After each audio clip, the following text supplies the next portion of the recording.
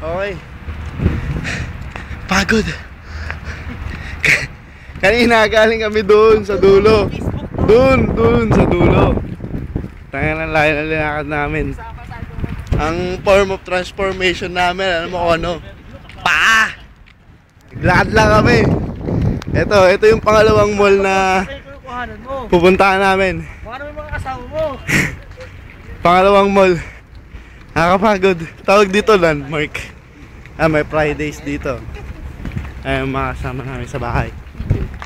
Ayan, Pizza Express, TGI Fridays. Ayan, landmark. Ayan, sinasabing landmark. Landmark. Ang layo ng landmark.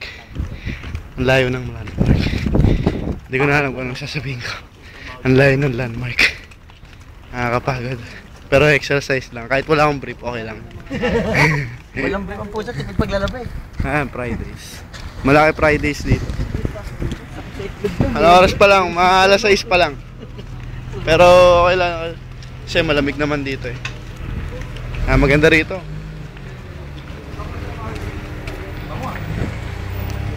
Pasok kami dito. Landmark. Okay. Uy, lamig dito. Yung isa sa mga magagandang mall dito. Yung isa, Lulu. Lulu, tawag doon, Lulu. Ito, landmark na to. Ayan. Landmark Mall. Mall siya, mall. Pero konti lang yung tao ngayon. Ganito rin yung itsura ng airport nila. Halos magkaparehas lang. Ayan. Mga suplada, mga Pilipino. Kakaiba yung mga ibang mga Pilipino dito, hindi namamansin. Pangit. Ito yung tawag ng mga kalahing air balloons.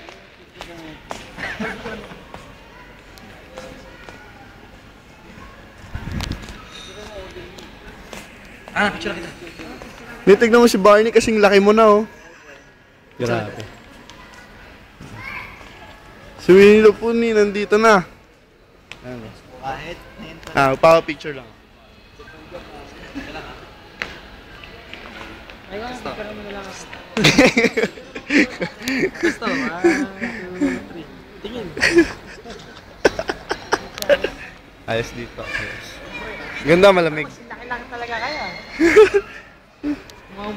Picture-picturean.